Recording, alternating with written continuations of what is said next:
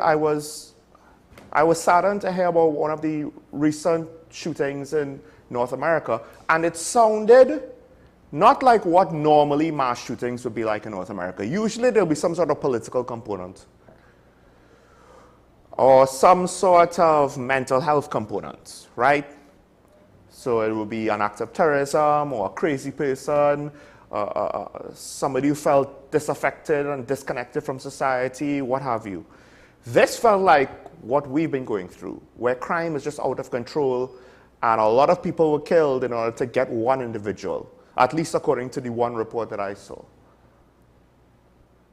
To what extent is this something that's not limited to hair? Thereby, we do need to acknowledge that as much as we could try to deal with some of the root causes that is within us, there will be others external to us, and we need other tools to deal with it.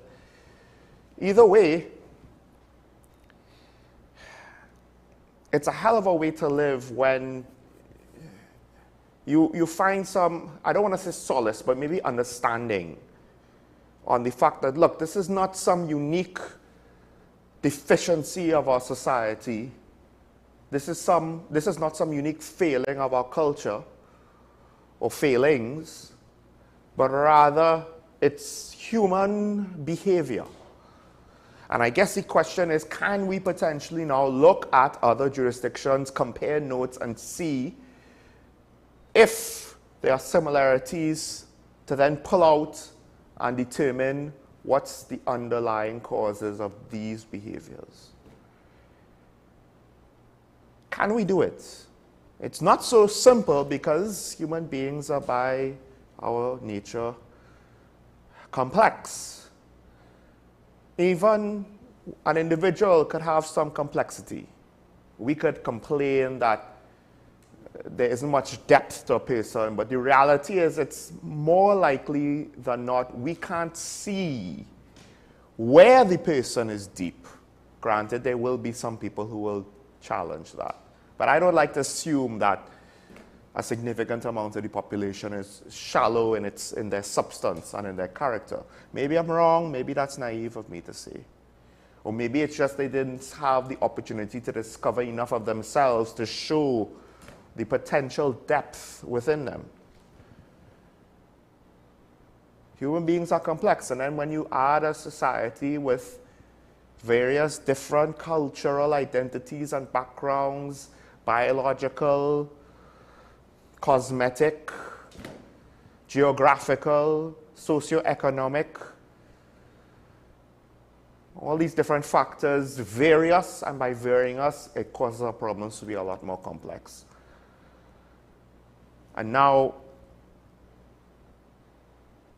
to what extent can we learn from others, compare those notes, and then to what extent are we willing to acknowledge if there are some things where there are no similarities, where it might just be unique to us?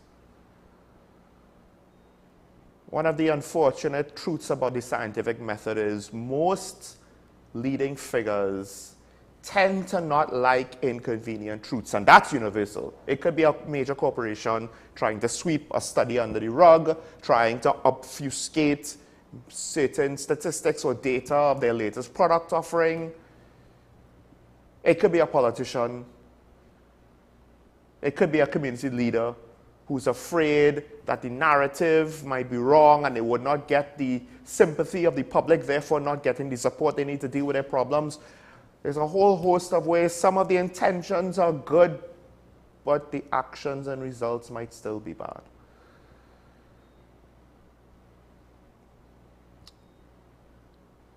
I guess at the end of the day, it's summed up well by that show I saw last night.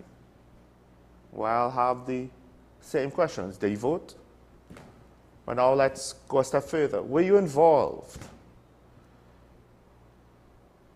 And if the answer is no, well, then I'd like to point out, why do you feel the need then to still complain? Before I got on the show and had to think longer and harder about politics, it was a principle that I applied in my everyday life. If I had a chance to have input on something and didn't, then I couldn't really complain about what happened in that situation. That happens in your workplace, that happens in your family, that happens with your friends. It just is. Whether we are inconvenienced by it or not. The motivations for crime in this country, the theories offered are varied, are plentiful. Some might be convenient, some might not. I think one of the real issues at hand, however, is the fact that we don't really seem to be doing much about most of them. And what little is done may not be enough to solve even one of them. Sean Michael Smollett, this is Talking Point, starting out a new week, 1 week from the budget presentation. But today there is something that's supposed to happen today. It was announced that it would happen today. What am I talking about? Well, we'll get into that and more, of course. We'll have to be talking somewhat about crime as well. It's going to be a problem until it's solved. That's not going to happen anytime soon. But for all that and more, let's kick off today's Daily Review.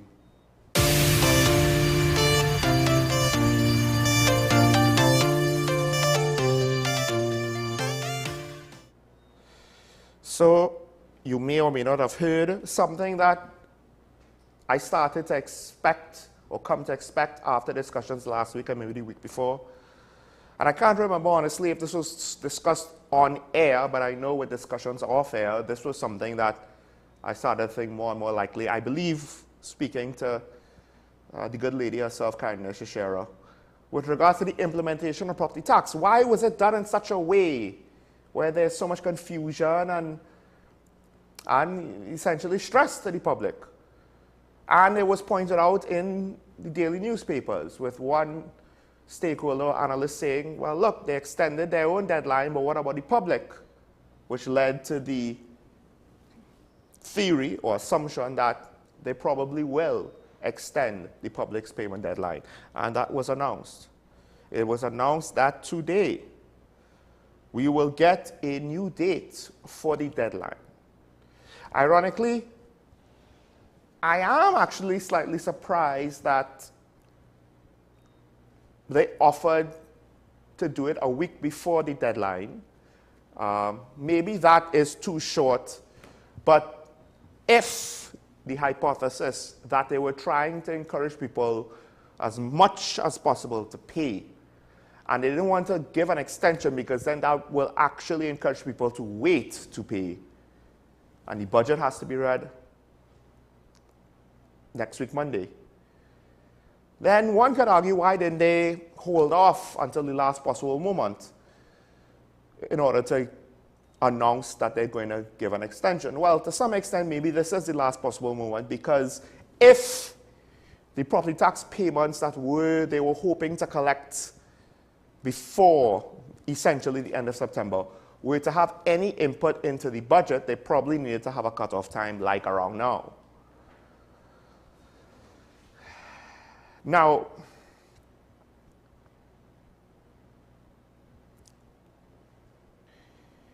opposition MP Khadija Amin has put forward accusations about diversion of local government funds from, I think it's 12 of the 14 regional corporations, excluding,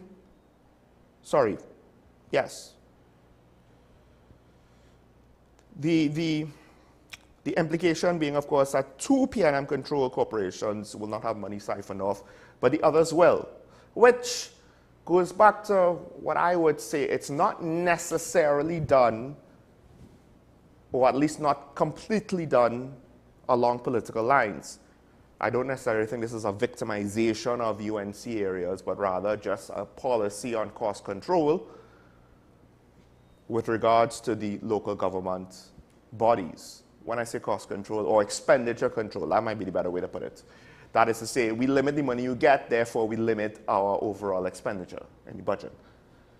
Now, the MP is basically making claims that, look, they're taking money and they're putting it into different areas in local government to then potentially be used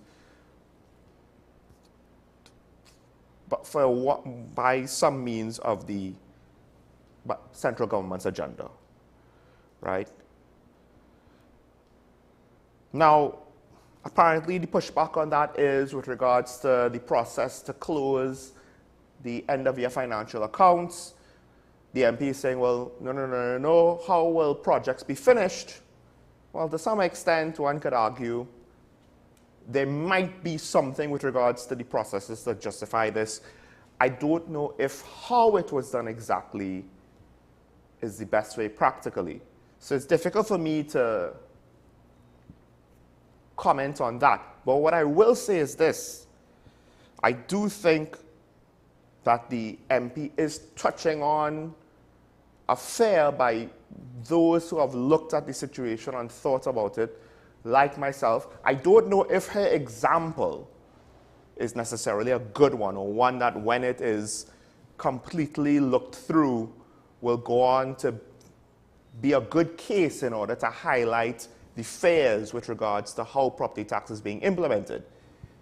Now, it's going to the consolidated fund. So last week, I did kind of imply or directly voice, depending on the specifics of what I said, that there's the possibility that money goes into the consolidated funds and then we lose track of it. We don't necessarily, as the outsiders, the public, and even maybe non-governmental organizations, etc., have the capacity to know, well, how much money for property tax was actually collected, and therefore could be confident that all of that is going to local government. But then what the opposition MP brought up here also highlights the fact, and this was another fear of mine, but I didn't really voice it, and maybe that was negligent of me.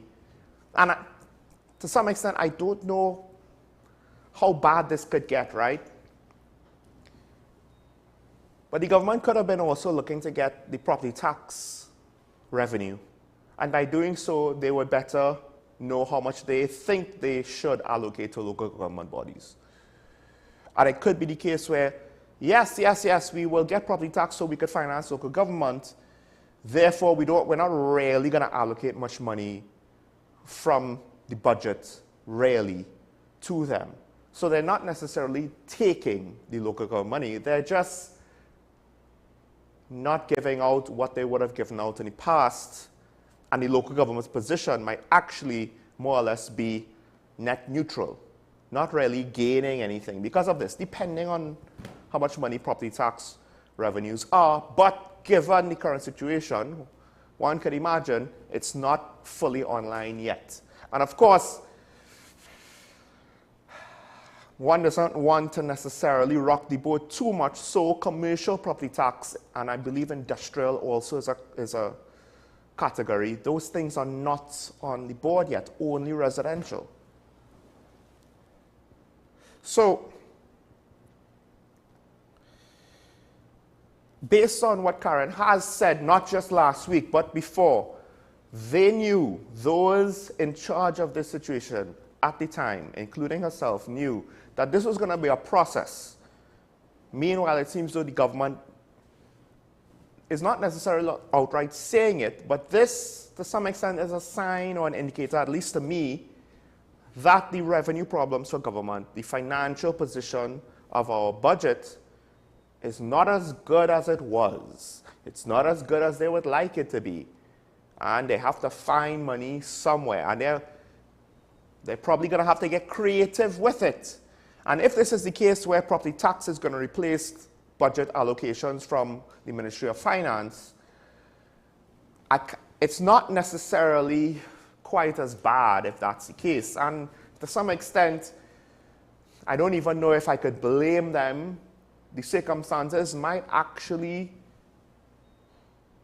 necessitate such a move. Not all creativity is outright bad intentioned. But the problem is the door is open for these sorts of criticisms.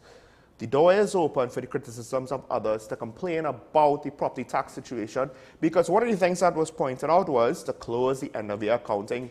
That's why they stopped links payments. And one could argue, if the government could give consideration to lawyers whose names they don't want to put out into public, because apparently they acknowledge the fact that there's a risk of exposing their names and the amount of money that the government paid them, because apparently it's so much money that the criminals would be interested. No necessarily comment from the government about the interests to watchdogs with regards to, well, what about transparency on government expenditure? Not necessarily any comment on that from the government. But it's enough for the criminals to be enticed, apparently. So why not us, right? Well, if you could acknowledge the risk and the threat of the criminal element there, why didn't it get acknowledged here? Once electronic payment, and the minister did say we should go to a cashless society. Once electronic payments were no longer an option with regards to property tax, and the public had to come out with cash because they had to close the end of year accounts, why didn't we just announce the extension there and tell people, yes, you could continue to pay in cash, but due to safety considerations, we are extending the deadline and you can wait, and it is recommended for safety reasons that you should wait until such and such date when links payments will continue. Why was that not done? Never attribute to malice what could be attributed to incompetence. Yes, that's a harsh way of saying it, but I do believe that perhaps this is just something, once again, that was not thought through when it was implemented. Part of implementation is not just the first day you set things up and then they say go. Part of it is then, of course, as things come up, what did you put in place, or what did you fail to put in place to deal with unforeseen problems or things that you did not account for that should have been foreseen? But I digress. This whole situation, unfortunately, is one that I think still leaves citizens too much in the dark. And the penalties for this is why it's an issue. It's not the fact that we have to pay a tax. It's not the fact that we don't know what's going on. It's the fact that we don't know what's going on and we're being threatened with penalties. And as was implied last week, when you have these penalties happening over your head and no one is even talking about a deadline, what are you going to do? You're going to think, I need to pay it now. You're going to rush to pay it. You're going to risk getting robbed if you're trying to do via cash. And in case of at least one citizen, you got robbed. And I think perhaps with regards to crime and callousness, obviously, to some extent, I'm not going to say that criminals are bad at their job when they gun down multiple people to kill one person. But I do think that we have a lot of problems in society. The root cause is not due to corruption, malice, bad mind, or even necessarily laziness. It is just a lack of follow-through, a lack of implementation, a lack of proper consideration to the job. Not necessarily laziness, but a lack of proficiency. All right, let's move on. Actually, no. Let's take a break. When we come back, we'll continue on with the topics of the day. Well, really topics of last weekend, per se. And then, of course, we have, as usual, but not always, but today we are glad to have him, of course, ASP Ali, later on in the show. Stay tuned. This is talking about a WSND Content Capital. We'll be right back after this.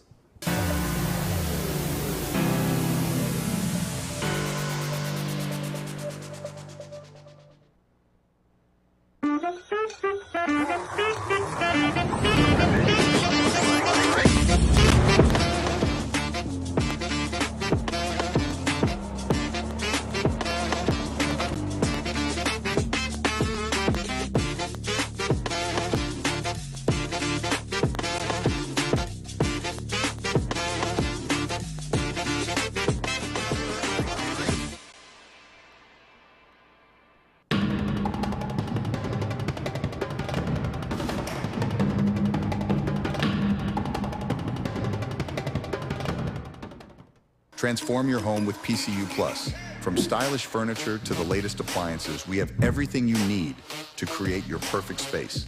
At PCU Plus, we offer fair prices and affordable financing options that are cheaper than hire purchase agreements. With convenient locations in San Fernando, Tobago, Arima, and our lifestyle showroom in Barataria, you're never far from the best deals. Visit PCU Plus today and discover why we're the top choice for quality furniture and appliances. PCU Plus. Quality you trust, prices you'll love. Visit one of our locations or find us online to start transforming your home today.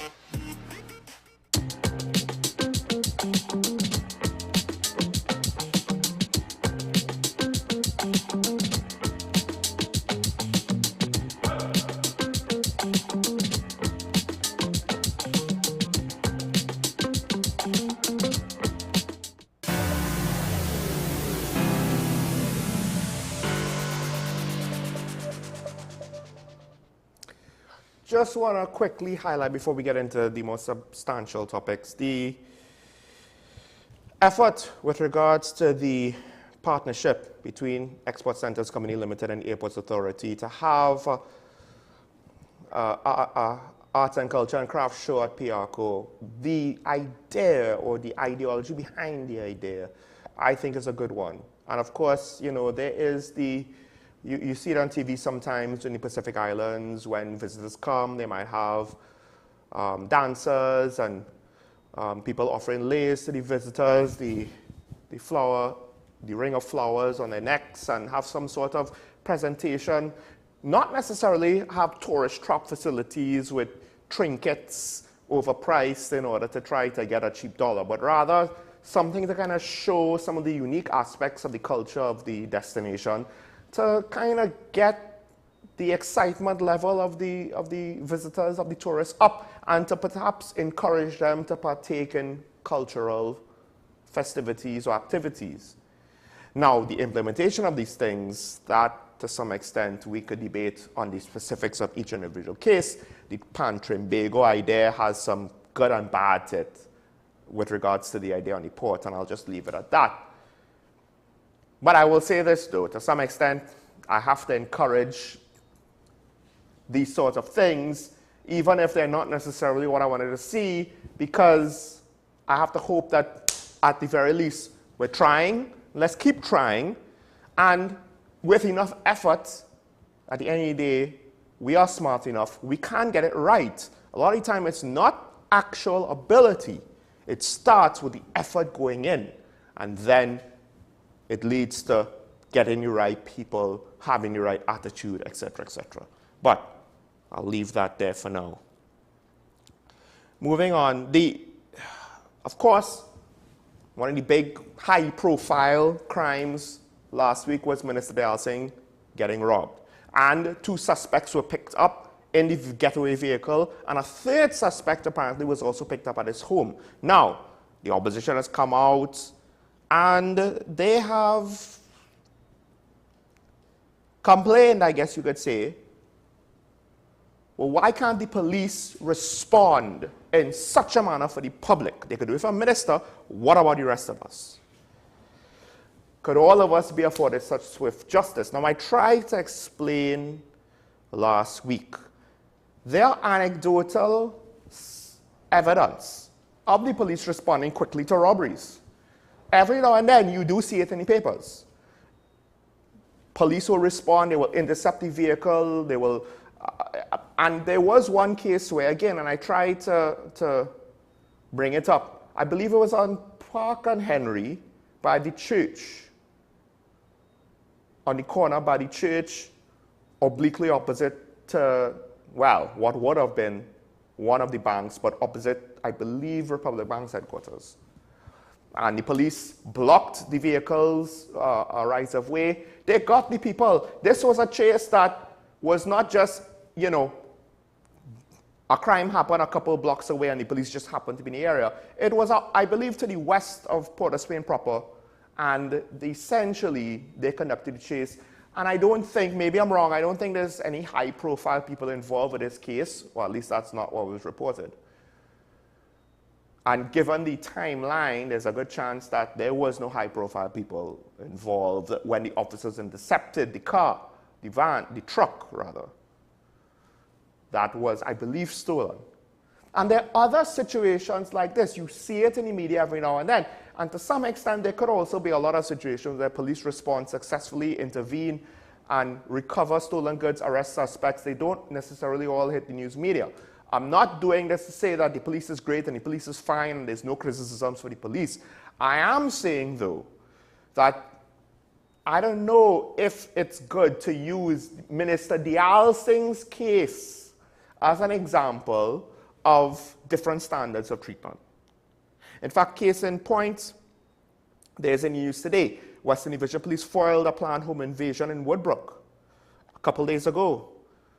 Right? Officers on patrol received information about our men preparing for the crime. Officers got on the scene, chased and arrested some people. I don't know if there was some politician living in this house in Woodbrook. The problem, of course, is, I get it, I understand. There have been situations in the past, like a certain phone that was magically recovered. Usually, things like that are not so easy to recover. Or at least we don't necessarily see, we don't always see the efforts with things like that. Some family member's phone got stolen, it was recovered sometime later. We're not talking, well, they intercepted the car now for now and got it. In the case of Minister Dayal Singh, the two suspects who were intercepted, they were essentially caught in a getaway vehicle. But there's a there's a second part to this case because of that third suspect.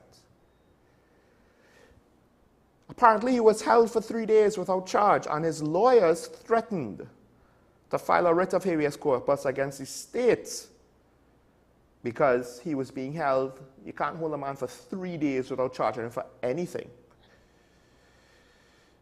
And he has subsequently been released.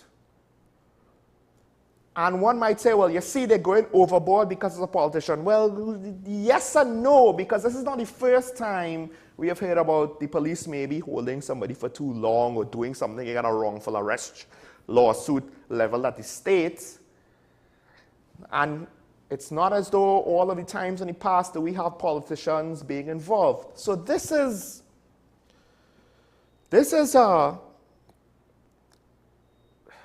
I don't want people, somebody may call in later and say, well, what are you defending them for? What are you defending the police for? What are you defending the military for? What are you defending the government for? Well, I have to be fair. And the fact of the matter is, I'm not talking about things with regards to the various police activities to intercept and intervene in crimes. I'm not talking about things that happened a year ago, 2 years ago, 3 years ago. I'm talking about there's a slow trickle, but relatively consistent, every couple of weeks, every couple of months, I might make note of it. There might be stories that don't even get picked up by my radar of the police having similar actions to what happened in the case of the robbery of Minister Dayal Singh's bracelet. So I can't then now know this and say, yes, they're right. This is fishy. Government, police, preferential treatment, blah, blah, blah, blah, blah. I can't, because I know that part of crime fighting is sometimes you want to have a fast response because the longer it takes, the less chance it is to capture the criminals in such a manner because they would successfully flee the scene and find somewhere to hide. And it's not as though the police fail at this all the time. There are times when they get through, and we are happy for that. And people get back their stolen cars or their stolen pairs or what have you. They don't get it all the time. Nothing's going to be perfect. Some of that may have to do with the state of the TTPS and how it's being run. Some of that is just, unfortunately, the reality of crime fighting and how it's not always going to be perfect.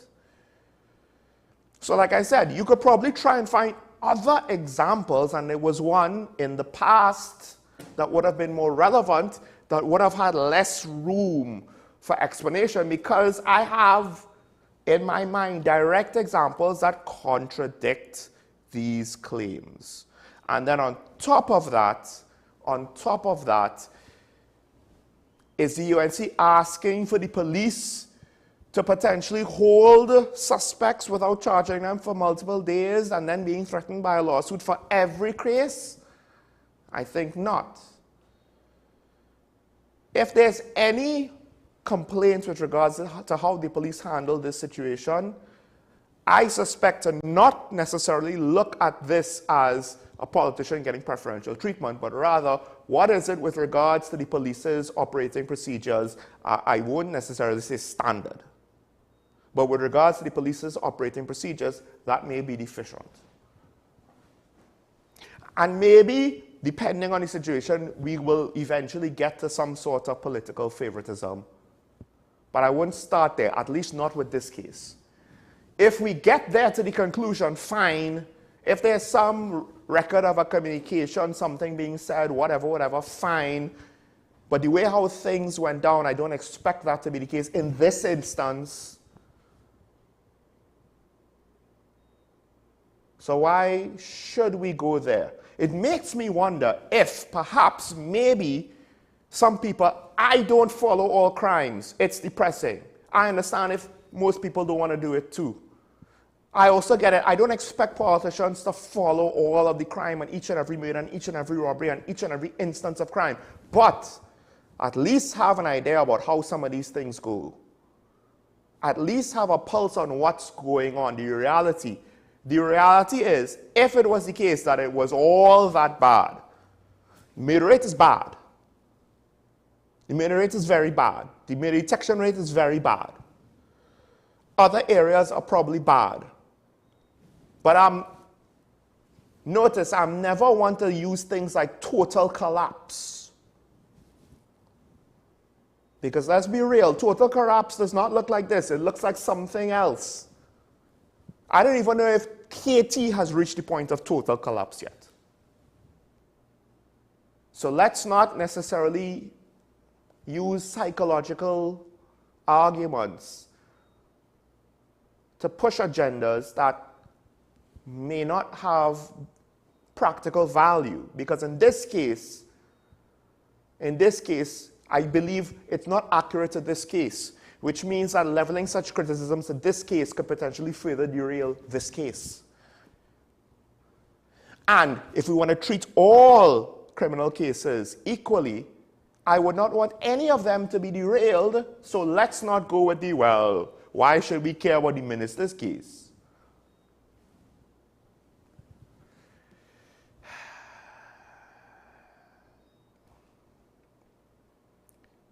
It's a funny business we live in. It's not easy to try to be objective. I try. If I'm wrong, you could call it and let me know later. Now, with that said, we should put a pause right here. Hopefully we'll have the ASP with us to switch gears. Usually, always important things for the public to hear, whether we want to hear it or not. So stay tuned for that when we come back after this on Talking Point on WESN, television with a difference. Stay tuned.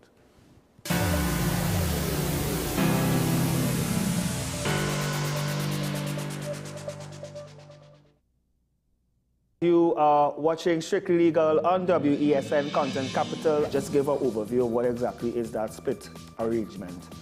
Nah, you don't need to register nothing. You don't need, we can do that another time. But then it becomes a hit, and then everybody starts to want to claim. The laws that predate many of the independent countries' constitutions are going to be those colonial laws.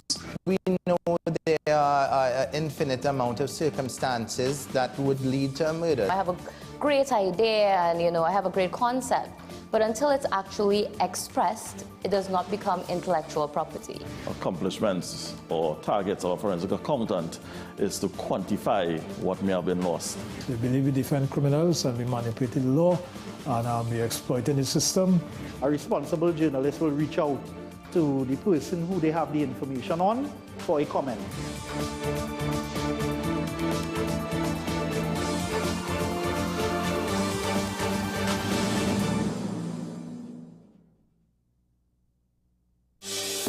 Join me, Dr. Nalini Kokram, on What's Up Doc, where we discuss all your burning questions concerning health. Trinidad and Tobago is among one of the highest risk group of patients that develop this form of genetic breast cancer. What I'd like to take home from a short interview like this, screening. You must screen. Because it's silent. It's silent. Yeah. And because it's silent, you don't know it's there. What's Up Doc, every Tuesday and Thursday on WESN, Content Capital. Hello there and welcome to AM Prime on WESN Content Capital. Before we even start this repatriation and reintegration process, we've already failed, or are we doomed to fail? You've got to invest in the institutions that you've established to carry out those sorts of core functions. We now get into the regional updates to give you an understanding of what's happening across our neighboring islands. We have available a number of films that are worth showing. So it was day one when the French Revolution started to develop the concept of universal human rights. What happened this time is unprecedented. It's one of the largest terrorist attacks in history. Let's welcome Carl to the program. Carl is over there, next to Seth. Hello, Carl.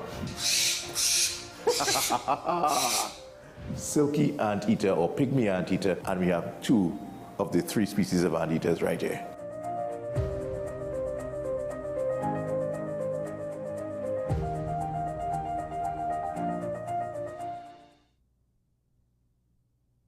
This is Face of Sports, WESN Content Capital.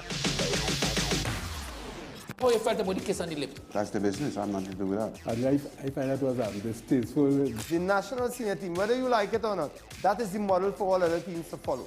I'm assuming that the regional requirement may be a much stricter requirement. This is not about Pro League and Super League. This is a league run by the Normalization Committee that I'm responsible for. Nobody expected FIFA to fund this arrangement. If we don't get a professional attitude towards this, we are doomed for failure. You break the balance, trip the leg, control the body. They ain't gonna stand put forever. Why you want the Chiefs to lose so? Why you want the Chiefs to lose so? They already have two. Lamar don't Why? have. You're jealous because you know the Chiefs getting closer to the Patriots. Let's go to the last part. No, let's go to the last part.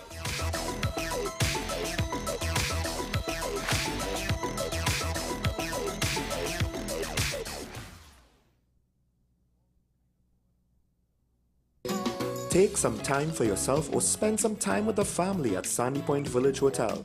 Enjoy our various studio and suite apartments, self-contained with their own kitchenettes and Wi-Fi.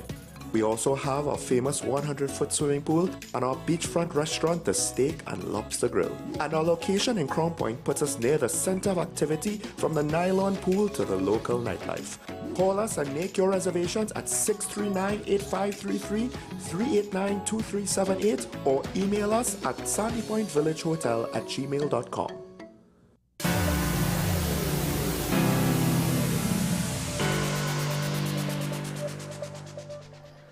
Welcome back to Talking About on WSND Content Capital Show. Michael Smollett, joined by the TTPS Media Ambassador, ASP Ashraf Ali. Good morning, sir. Good morning, Sean. How are you? How was your weekend? I stayed home. I was happy to stay home. I even got a call. Some of my friends maybe wanted to just line by one of the houses, but I was happy that people were too busy for that. So I stayed home because home is safe, unfortunately, and not everybody has the money to go out and do things. I'm glad I mentioned that, yeah, so you kind of pulled me into the conversation. Well, I want to see how this transition is going to happen because the conversation is about parental responsibility. But you just used a key word there, home is safe. Home is safe, right. And the key word there is home really safe? Mm. And well, I hate to bring this up. This is, I don't even know if I should say it, frame it any way that I was going to frame it, but one could argue home is not safe for a variety of reasons. Exactly. Right? Not just domestic reasons. So the violence is touching in the household too. And the home itself and what the home signifies, we want to say that you want to is it that context we're talking about? Because in a space like your home, you should have a safe space where you have both parents, where ideally you have both parents in the home, and a child who is growing up should have a level of security and stability within our home. From that context, I am saying that we have dropped the ball and we realize society has gone different directions. Right? And we are seeing some of the fallouts of it. So when we talk about parental responsibility is not specific to with the mother or father in the home, because we have homes that are single parent, and both in some circumstances the mother is doing both dual role, being a father figure as well as carrying out the roles of a mother, and then vice versa. We have, in some circumstances, you have the male or the father in the absence of a mother doing the same. But realistically, they really cannot be or fit the shoes of both. Yeah. You really there is certain things that a male figure or father figure in a home has a specific responsibility in terms of nurturing and bringing a child up in the society. I think it comes up because people might want to debate gender roles and modern ideology, but it comes down to two very specific things. One, the fact 2 parents is better than 1, right? Just in general. Yes. But I would also think that we need to understand fathers know, because they went through, one would hope, the challenges that their sons might go through, right? They could have only seen what other girls went through with regards to their daughters to be able to draw experience, but they don't necessarily know. It's the same thing for mothers and daughters, right? Mothers would have gone through the specific things when they go to secondary school and they have to deal with puberty for a woman especially, that has a little bit more complications than for a guy. And the last thing that a teenage girl might want to try to figure out what to do, she might have to educate her father more than her father would be educating her on these things, even though he's trying to have a talk with her. Yeah. Because he would not have gone through the things that she's going through, and vice versa. And this is where we reach a situation now where we have persons from different forums are now calling on parents to be held responsible for the actions of their children. Yes. And it's not a blanket call, though. No, right? it's not a blanket call, but based on some of these circumstances that we're seeing, that they're saying that there should be more need for parents to be held accountable for certain actions of their children when it comes to violence and crimes. Well, this came up, I believe, some time ago when there was a case where the parents were held responsible because I believe essentially, I can't remember the details of how, but they gave access to a firearm to a student who then proceeded to commit a violent act. Now, so locally, I think the idea with the local stakeholders, and I don't believe it's changed, it's with regards to that. It's when parents do something one could argue to be negligent enough that doesn't have to be it's not like the parents saying go forth and commit crime, but rather it's some sort of indirect facilitation which arguably they should have known better. And under the Children Act, there is where there's the areas specifically that speaks about having that child being exposed to violence, exposed to sexual activities, having that child being endangered, and not allowing that child to be a child, but putting that child at a lot of risk. So basically the act speaks about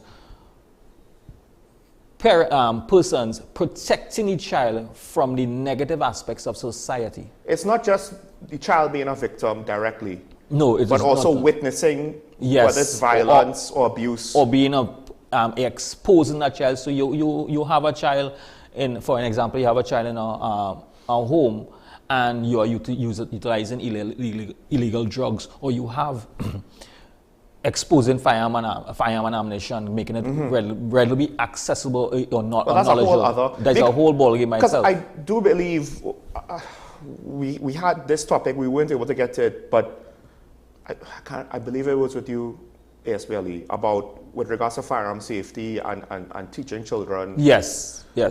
So one of the things I mean, it might seem obvious, but yes, if you have these things in the house, the risk of the child just misusing it. So I'm going down the other line, what we call the illegal aspect of it now. Yeah. Now, we have a number of fathers that are absent from their child's life for one or two, from multiple reasons. This is not just a stereotype. This is statistically generally true. Right, yes. So I am not going down the line of the ones, the fathers who have been absent from the lives of the children, not of their own choice. Right. Right? Because there are matters before the, there are certain, so I will not go there because those are the ones who are fighting to be part of the children's life. And when I say father, I'm speaking about stepfathers, I'm speaking about male figures who may step in to be... It could be uncles. Even. Yes, right. But then we have those who are no legal requirements stating that they have to be separated and apart, but they're just absent. They are not taking any significant role in the lives of their children, and specifically the young men in their life. And sometimes we have to be very cautious because sometimes we ask for the fathers to be present, but their influence could be a negative influence as opposed to a positive influence. Right. I just have some data here which is very interesting.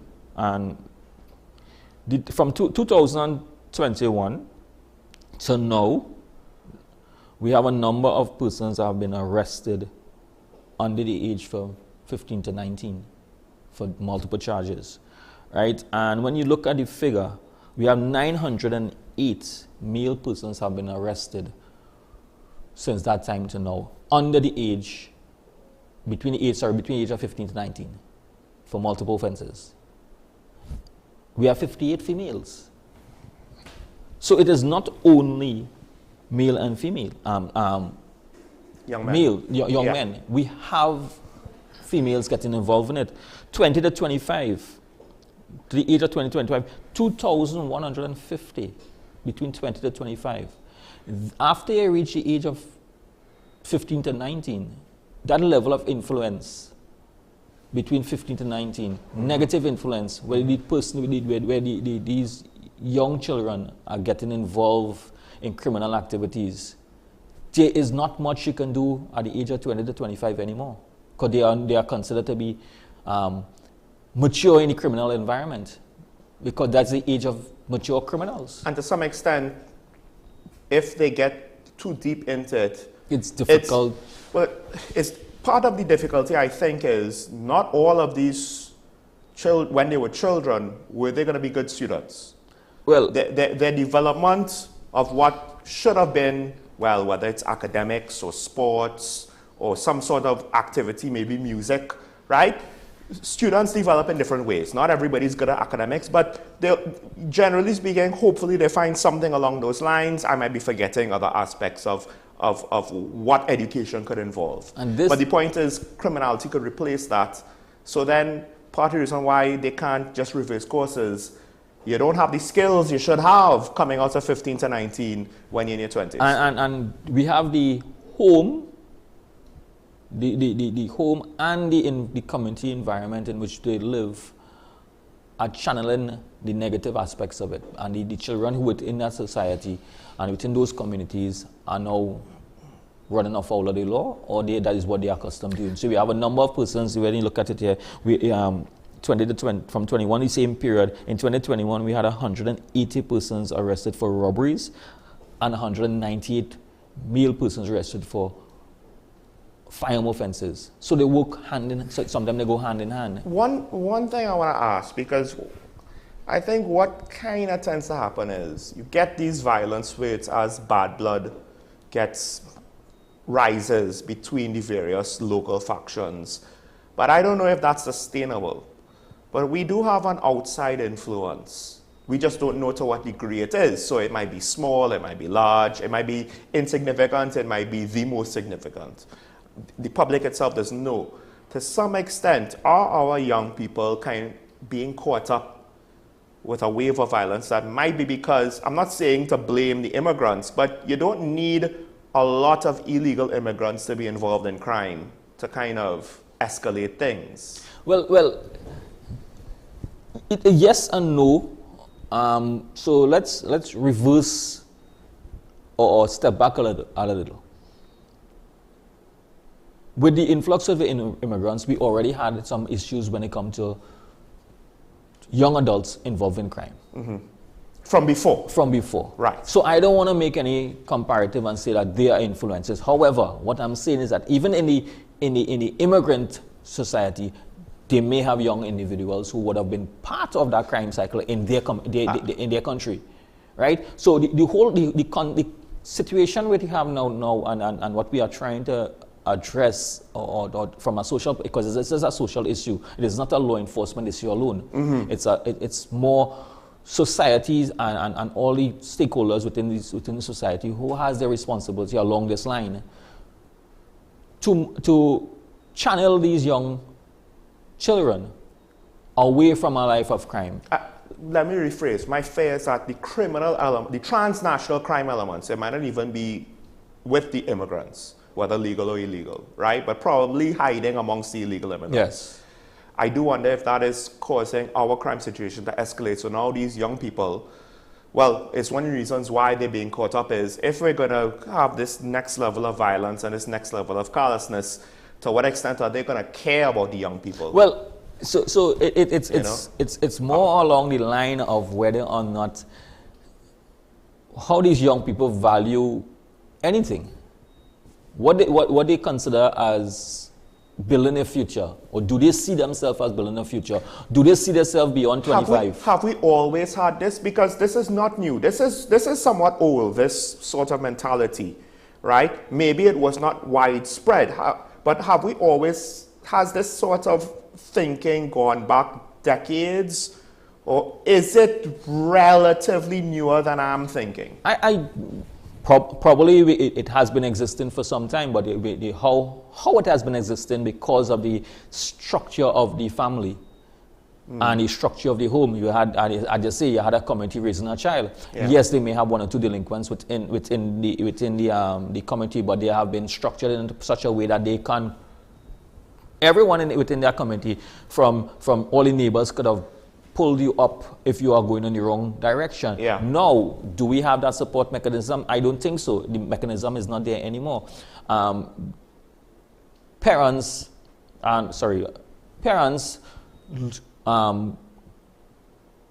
dropping their responsibility, shedding their responsibility, and saying it's not me, it's not my fault anymore. The child to blame. Yes, the child to blame to some extent, but how does the child learn certain things? Mm-hmm. Does the child learn it in school? I don't think they're teaching how to do robberies in school, right?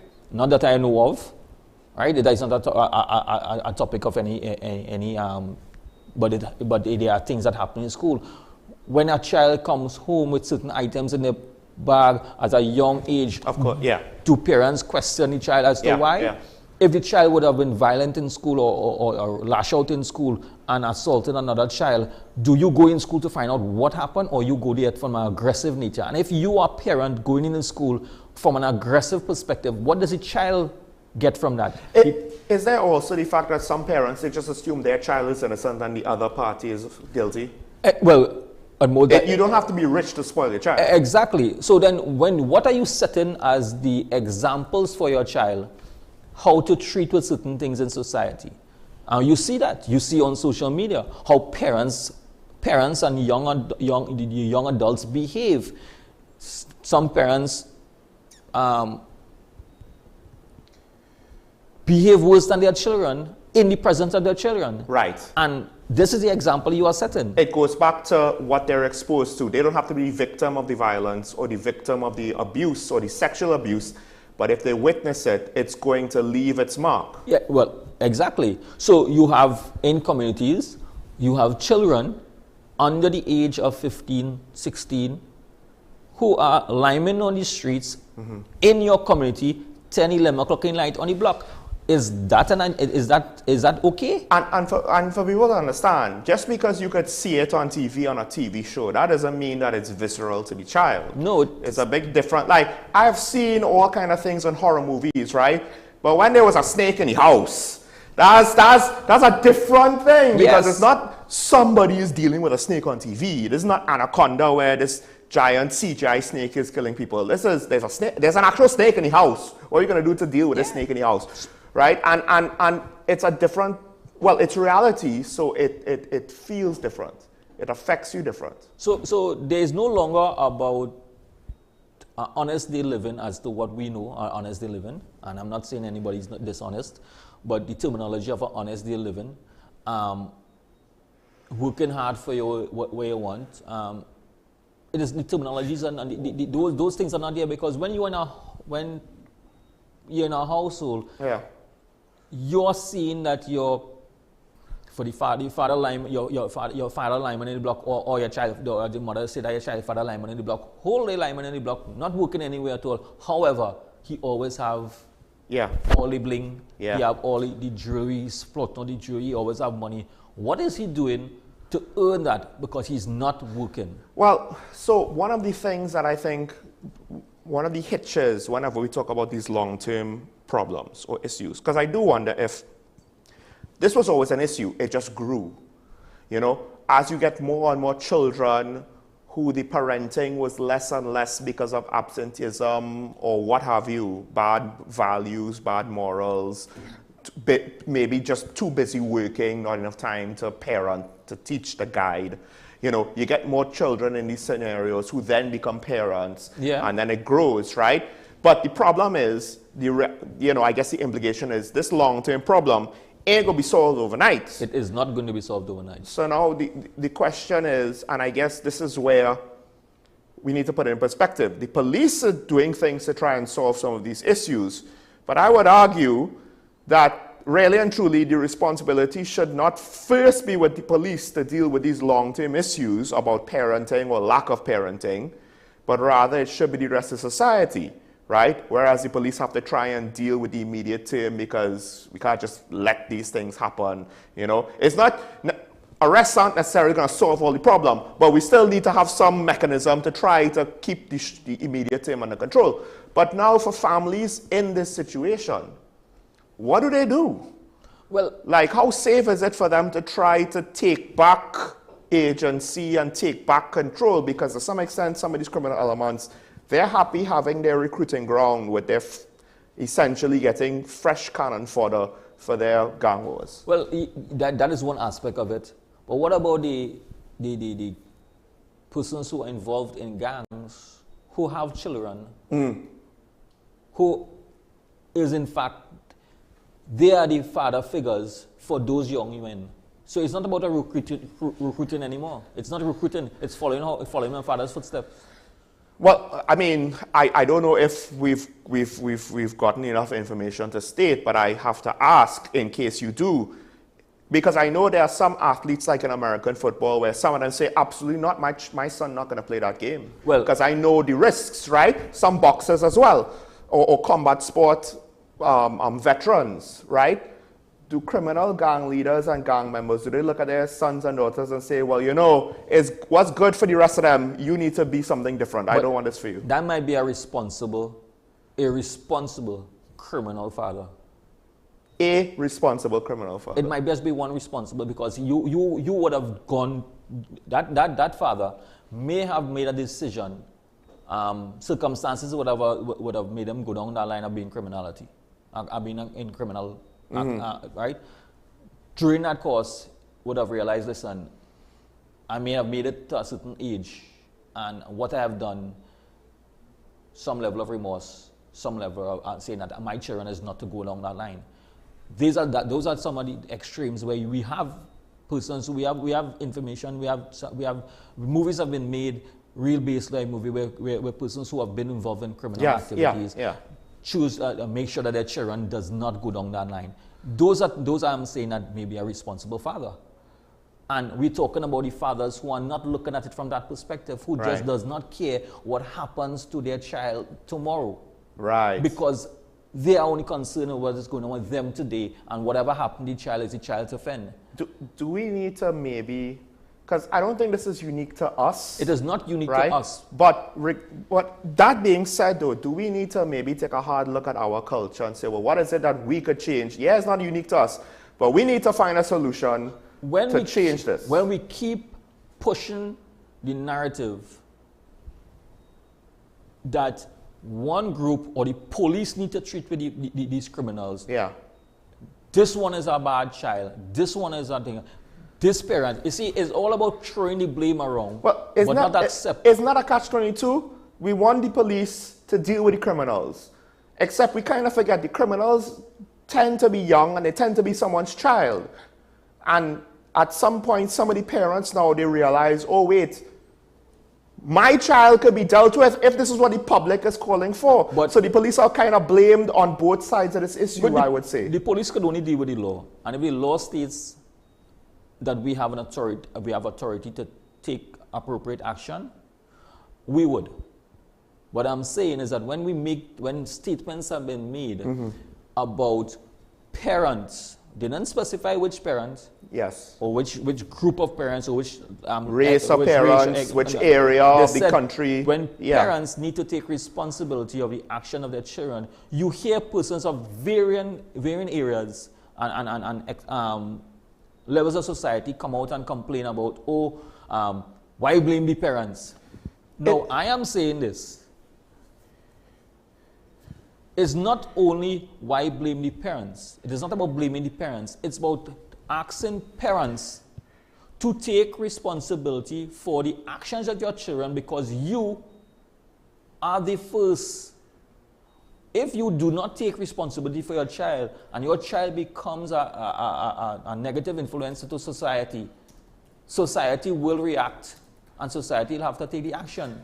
One of the things I find interesting is watching family members of mine who want to operate in cultural norms, which 9 times out of 10 is the correct thing to do, because we are sane people and we recognize that most people are going to act a certain way, so we'll conform to the norms of the culture that we all ascribe to. Right. But there's always that, 10% or less maybe, or more, right, who they're off on their own beat. And I do wonder to some extent, when parents want to complain, how you could say that. Could it be that they themselves think, well, all parents are like me, and they don't seem to understand? No, there are some parents out there, like what you said, right? They really don't care. They really don't care. And it could go so far, and I've seen stories of this, right? So the only things that I've read, I don't necessarily know specific examples, because usually it's anonymous, where parents might even go so far to exploit their children. Yes. Right? And when we have a capacity for parents who are not criminals to exploit their children who are not criminals, then to what extent now should we expect that if you add in the fact that there's a criminal recruitment element or a criminal environment, that a similar mentality can't also influence these sort of things, where you could have parents who might be criminals and might not care about their children, but might even exploit them? Well, those are possibilities, and those are things that you can see. An example of what maybe, and some persons may take offense to it, but when you see persons who are on the streets begging, and they have their children with them, no. Their social circumstances might be challenging. It may be challenging, and they may be under some social issues that they're having into a lot of different economic and otherwise. But at the same time, when they talk about exploiting, they use the children as a means of getting empathy from anybody else, just and that, sympathy. They also hide themselves. They don't have to talk. Yes. They don't have to feel the shame directly of having to ask. So the reverse now is that when we go down from the criminal elements, the children are much more easily manipulated to commit robberies, simple thing like snatching, because at the end of the day, what they are getting attention what is not given to them from the home. They don't have a positive. We have that figure father, because that's a stereotype from 90s gang movies, right? Family, we're family. Yes. But to some extent, we have that here. It's true. Right, and to be part of the family, you have to show loyalty towards family. That loyalty is showing towards your criminal family. There's no loyalty to your actual family, because sometimes your actual family doesn't even exist. Right. Right, because you don't have an actual family to say what you could consider the family. So that's your family. So that level of loyalty. So that is why a lot of young men and young women who end up in those type of situation, leading towards criminal elements and criminal gangs, that family or so-called family that they have is what they grave for, right? And they instinctively, one could even argue. They levitate towards it because they are getting what their actual parents is not given, or their actual family is not given. Well, we have to take a break, but I'll close by this. I know too many people in my life who, normal people, not criminals, but who essentially lost their parents young. Yes. And how much of a struggle it was for them because of that. So I could only imagine now, you know, I think people need to not underestimate what some of these young people are going through when their parents might either be killed because they were gangsters. That's one of the things where we lose fathers as well, right? 15 to, and when you look at the range is from 15, well, it's 15 to 90 in for the young ones, and 20 to 25. But when you look at it between the age of 15 to 25, that 10-year range. And listen, let's not forget, we have children making children in this country. There's a 14-year-old with a 1-year-old. That means conception was at 12, right? Yeah. Let's not forget that. I don't know who the father is, but the point is it can happen with young men as well, being teen fathers and very young fathers.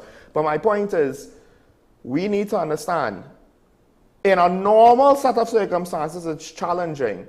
But when young men are dying every day, or they are callous with their own children, that absenteeism low, and it could happen with women too, right? Statistically, it'll be more with men, but it could happen with mothers as well. Let's not forget that. There might be less, but it's still possible. And I think we need to stop trying to attribute normalcy to a situation that obviously, when you look at the results, it's not normal, right? And we have to be willing to accept that if we're going to treat with it. But we'll take a break. When we come back, we open the phone lines, we continue discussion. Stay tuned. This is Talking About WSN Content Capital. We'll be right back after this.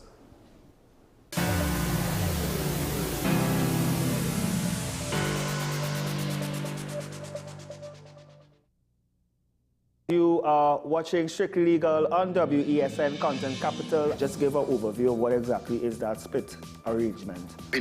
Now you don't need to register nothing. You don't need. We can do that another time. But then it becomes a hit, and then everybody starts to want to claim. The laws that predate many of the independent countries' constitutions are going to be those colonial laws. We know there are an infinite amount of circumstances that would lead to a murder. I have a great idea and, you know, I have a great concept, but until it's actually expressed, it does not become intellectual property. Accomplishments or targets of a forensic accountant is to quantify what may have been lost. We believe we defend criminals and we manipulated the law and we exploiting the system. A responsible journalist will reach out to the person who they have the information on for a comment.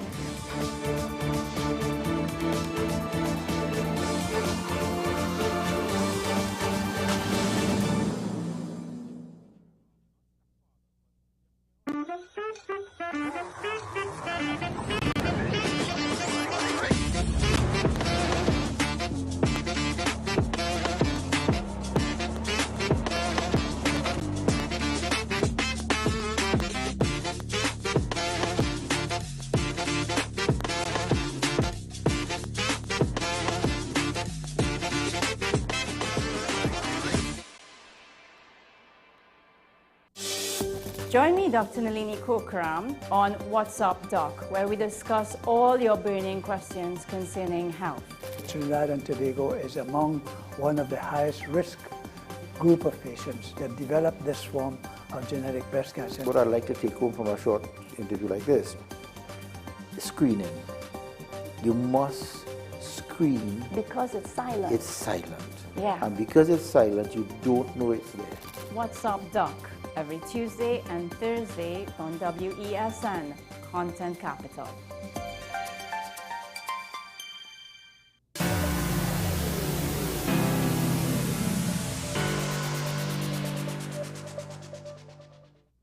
This is Talking About WSN Content Capital. Now is the time we open up the phone lines for you, the viewer, to have your say. You could call in, say where I was wrong, where I was right, where maybe you kind of disagree, but not completely. And of course, we had a discussion with ASP Ali with regards to, well, it was a bit of a far-reaching discussion, but it all comes back down to parental responsibility. The challenges that society faces when that falls through. And how do we potentially as a society try, we barely scratching the surface on our front, try to rectify the situation. It's not easy. We have our first caller on the line, Diego Martin. Good morning, you're on there. Good morning to you, Mr. Small, and the superintendent. To say about this, crime starts from home, and I will leave it as that. And that puts us directly inside the house, where the behavior of the parents, and by extension the neighborhood, basically indoctrinate the youngsters to behave like that. I'm not going to talk about the preventive or the corrective action. But some believe is getting a lot of attention. The Freedom Information Act and what and it has become and how the government apparently is using it to hide a lot of the information we, the citizens, the taxpayers, want to have. In 2019, the Prime Minister said, okay, we're going to change the protocol with respect to accessing the freedom of... And that were born out of the Malcolm Jones issue.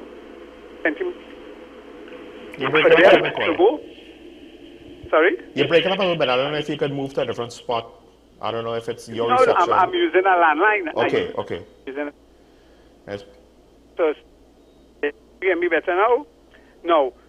There is a current case with respect,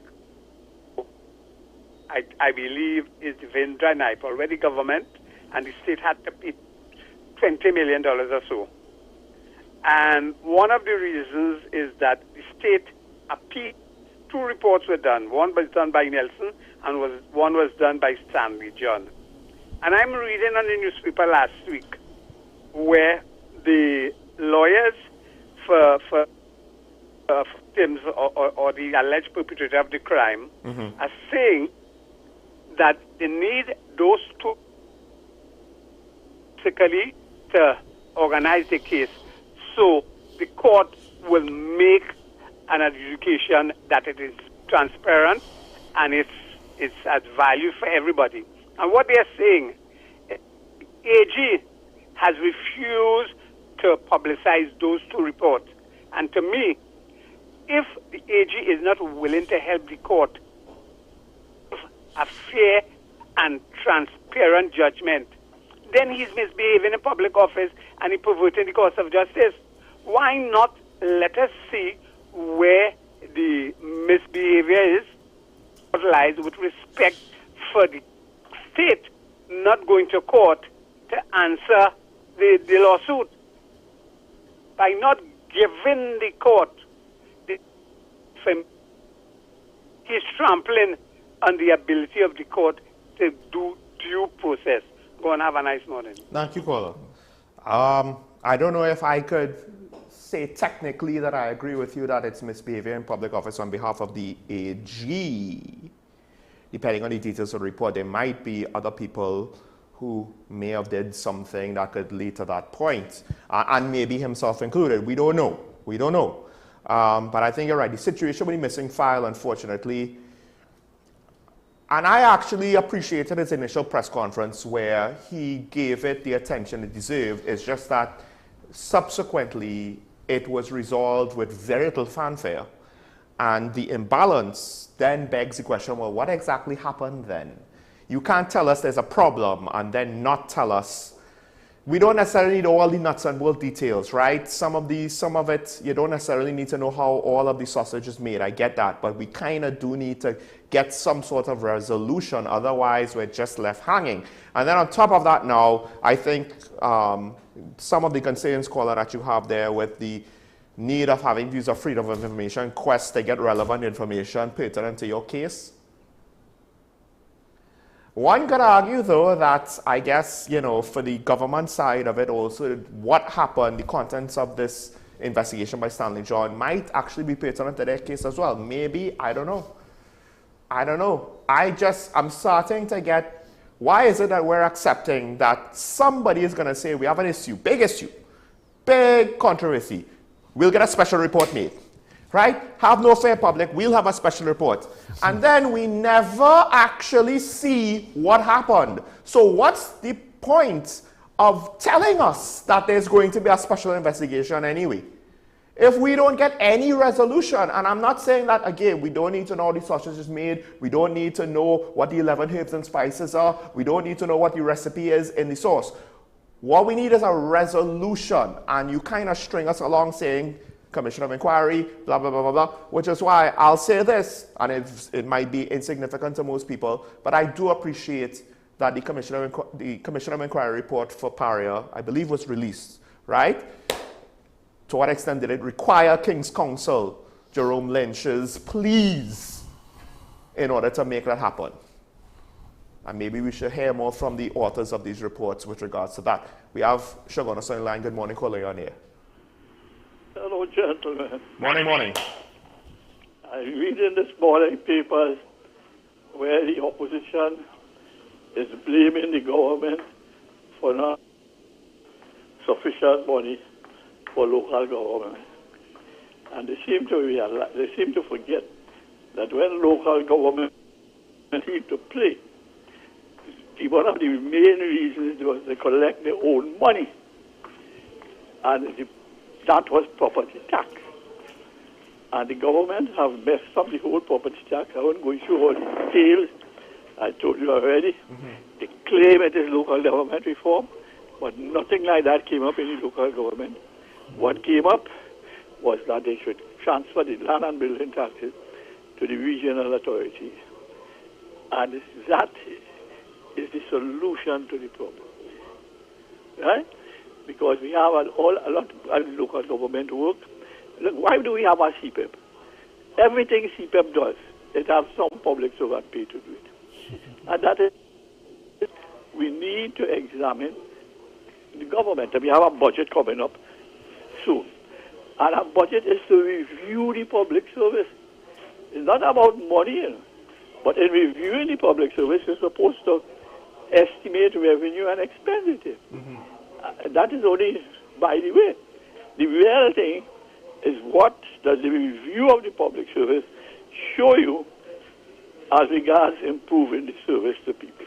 Any questions, sir? Well, I would just say this, Professor. I don't think that is the intention of the review. We get a review. I just don't know if the review does what you...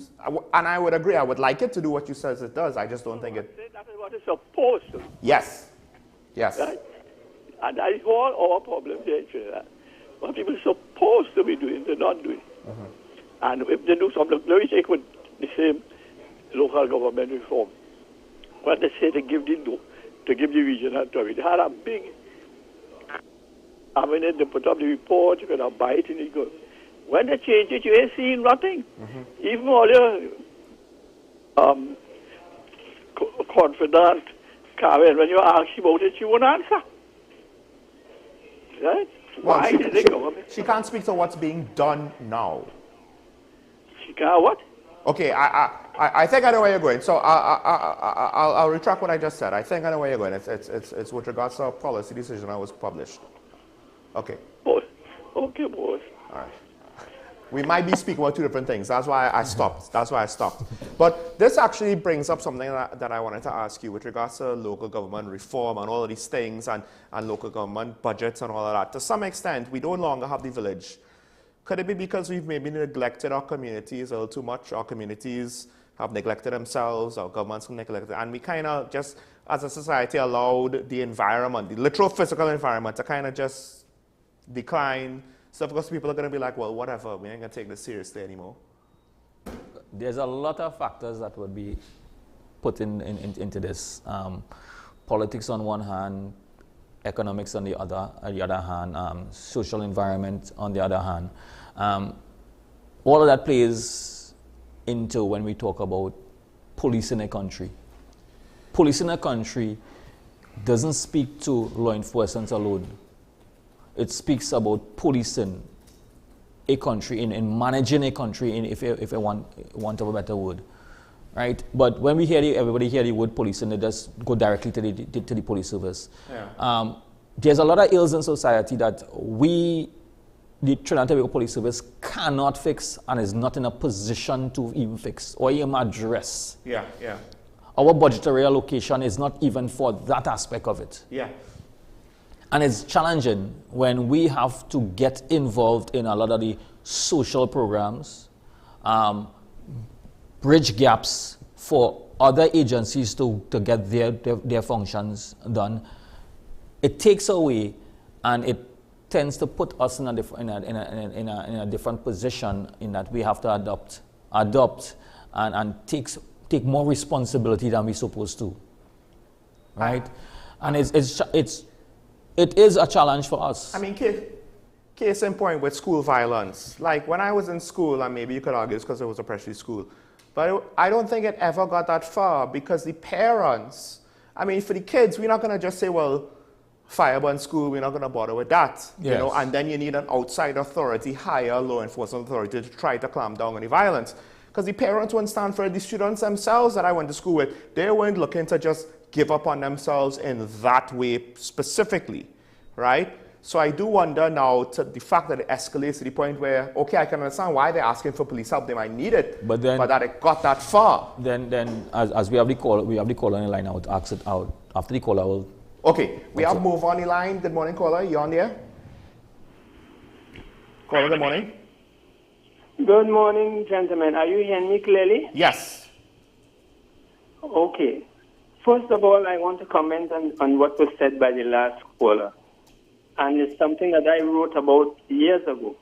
Why exactly do we have CPET? We have county council.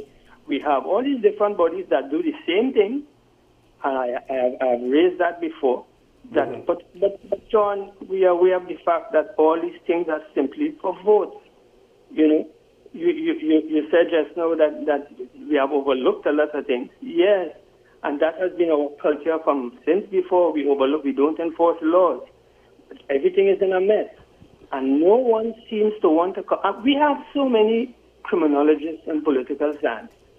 Our criminologists, it took them years to be able to actually admit that, yes, this is a lawless country. But how did it get lawless? Yes, see, Ali, I know last time I spoke about noise pollution, it came across as if I was sort of blaming you or arguing with you. I want to apologize for that, and I want to tell you this. I am 71 years old, okay? I've been in newspapers for years. That law creating a public nuisance, as far as I'm aware, it has never been enforced. And that is where the problem started. Now, you may not even know this. That is where the problem started. So when you're not enforcing a law, that is when things get out of hand. There are people who run bars in this country and even tire shops and whatnot. And somehow they feel they have a right to play music as loud as they want any time of the day or night. There is no such right by anyone in this country.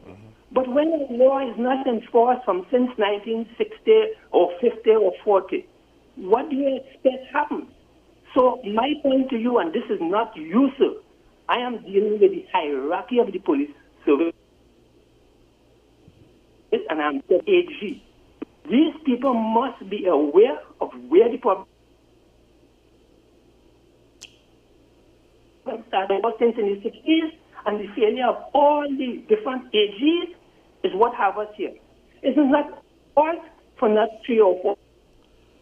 That is who. This is my point. This is whose fault it is. It's not our fault.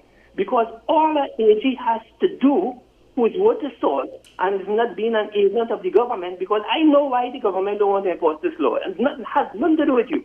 All an AG has to do is to tweak that point about more than one person, what they call it, the king's subject. I mean, come on. You're talking about removing ships from the code saying about the king. Nonsensical. But all the AG has to do is just tweak that part, and the police will be able to deal with this issue. So, if you understand my point, have a good agent. I understand. Yeah. Thank you, caller. I'll just add, I think in too many ways, governments, this is not limited to this one. In fact, this administration probably inherited a lot of these things. try to placate disgruntled members of society. So it's a combination of things like CPEP and European states and grants and redundancies because we're trying to get people to eat the food and whatever. Oh, we have some money for you. But also, you placate people by what? By not enforcing certain laws and allow things to happen. Yeah. Because if you try to enforce it, why are you bothering me for? Da, da, da, da, da, da. And the flip side to this is that when you actually take one of the existing law and enforce it, you outcry towards that. Exactly. Outcry towards that law. No, so then the leadership, the politicians, whoever, right? They want to placate. They want to appease. They will withdraw instead of solving. In some cases, there are actual problems there to be solved, but they're not actually solving them. They just kind of put in a band-aid and hope it kind of stays hidden. I don't even know if they hope it's fixed. They just don't want to hear about it. San Fernando on the line. I know you had a point to make. I'm sorry. That's okay. San Fernando on the line. Caller, good morning. Caller, you're on the air. Morning. Morning, ESP Ali. Morning, sir. ESP Ali, let me engage you this morning with that gentleman who keeps talking about noise. Let me ask this question. Those music trucks out of Canada, they're going somewhere, some of them, you know, you will see a music truck on the road, they're going to a location. Do they have to get permission from the police service to do that, right? Yes, they What do. you see is that they are on the road, going about their business Tuesday, Wednesday, 5 o'clock in the afternoon, 2:30 in the day, and they are playing their music loud on the way to where they are going. Yeah. Is that legal? No, that has been a point of contention for a little while, because that same type of argument has been put forward. And like everything else, people take advantage of certain permissions. Right. So yes, you have permission to play the music. You have permission to play from one time to another time with your decibel level at a particular height.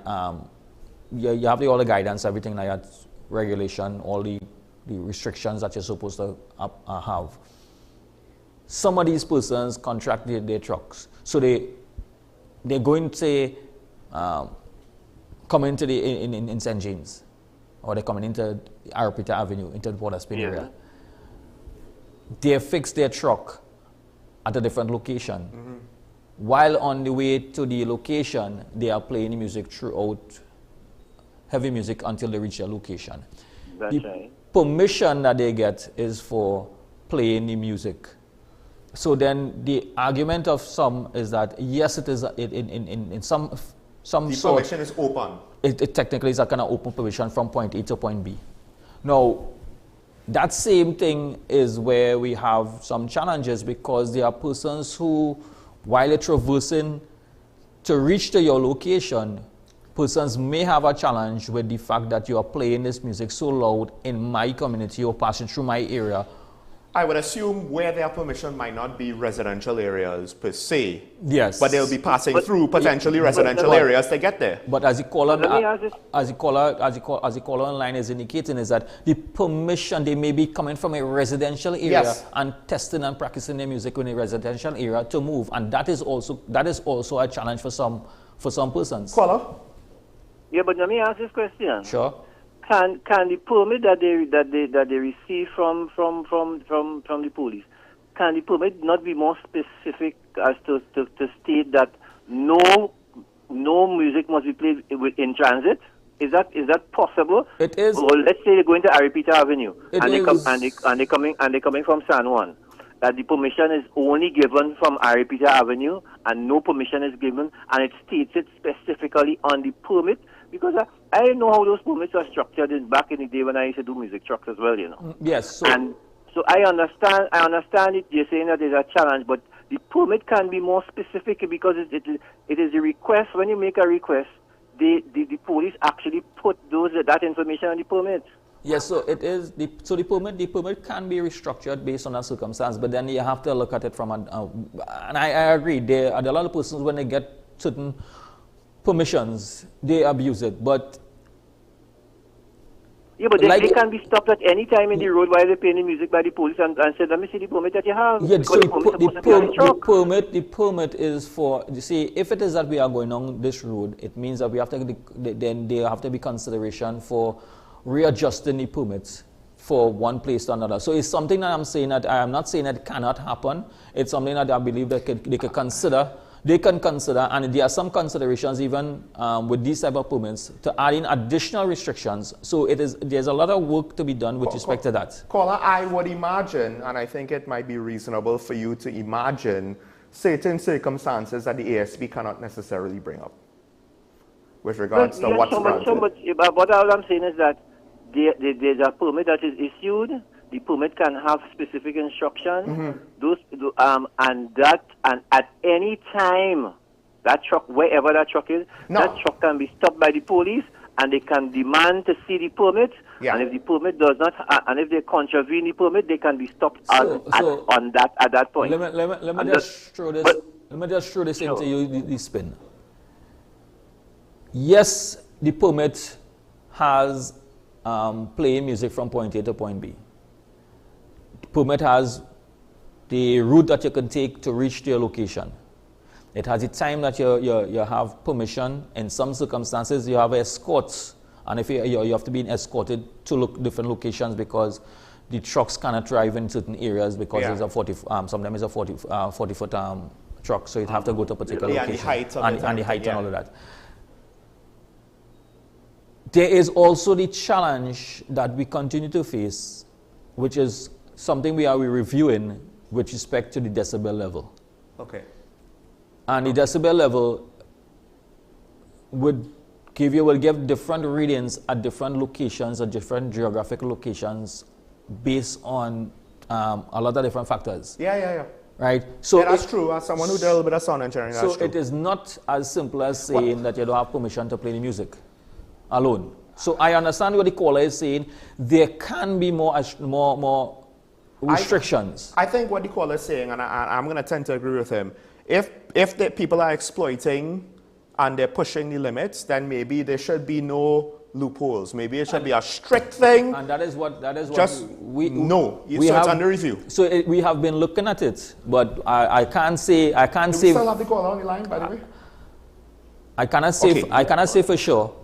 Thank you, caller. And for concretize and say that this is what we're going to do. It is a review of what's going on. And there have been calls from different forums about this loophole that existed in the documentation. I will say this. One could also argue, because the police are not necessarily going to assume that the music truck is doing the wrong thing. Maybe a police should always look to challenge it when they see heavy music played in a residential area.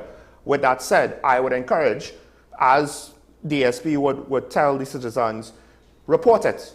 Report it, because if the police are not aware of this music truck being in an area playing music where it's not supposed to be when it goes through, it's not as though it's going to stay there forever, hopefully, right? For a police officer to eventually discover it on their own.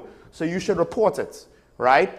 And if things are not done on their end, that's their fault. But not everything the police is going to be aware of. So we should at least be willing to call and say, this is going on, right?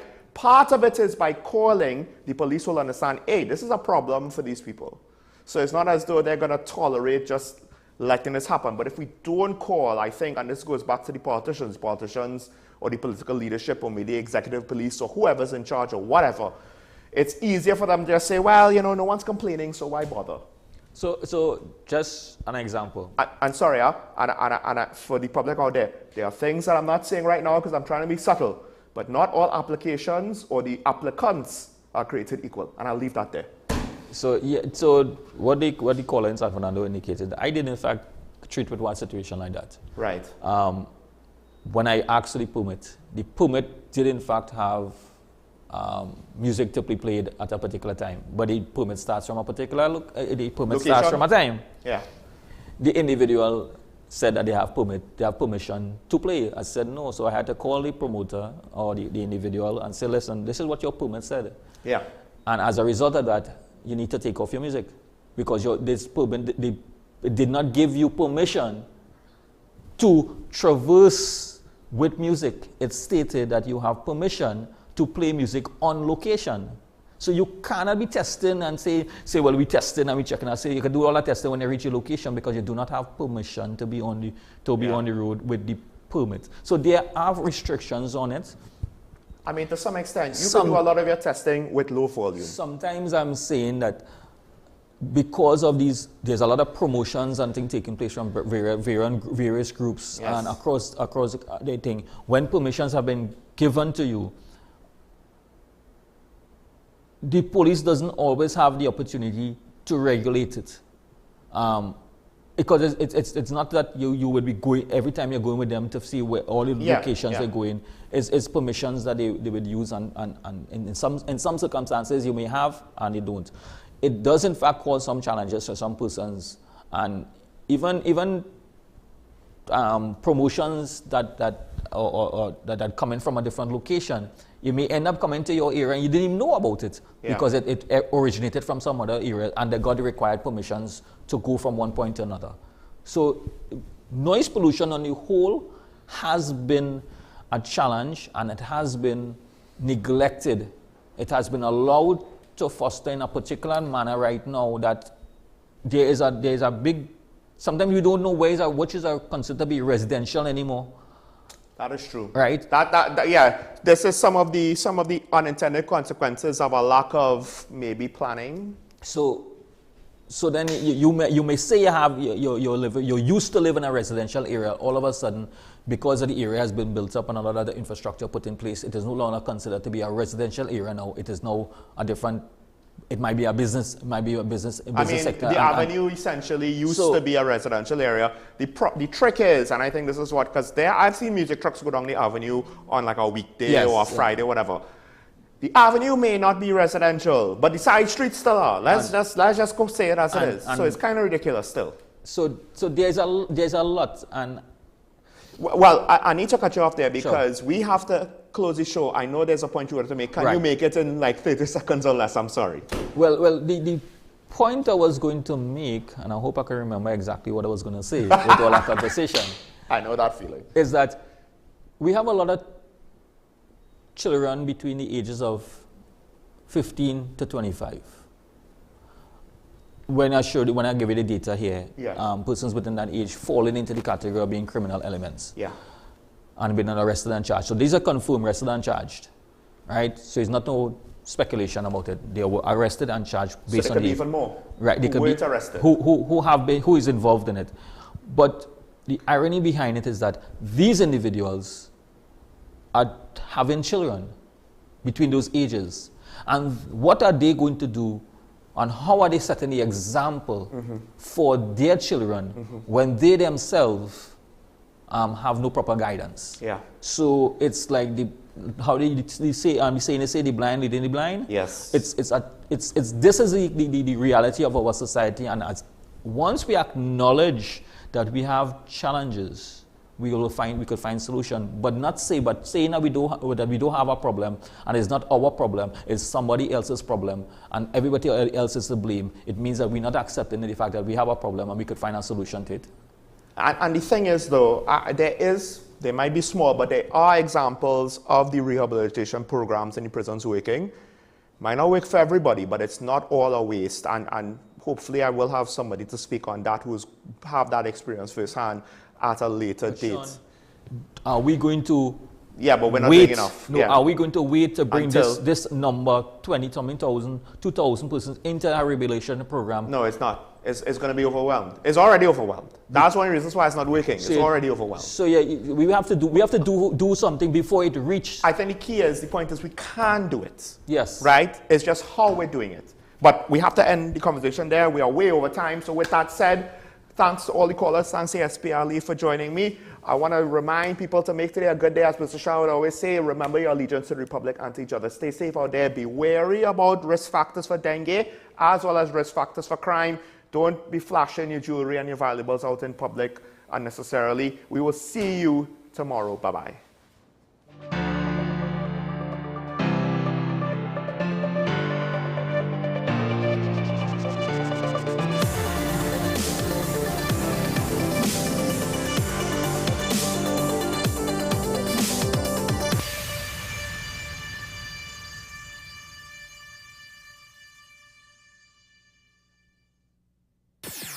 WESN.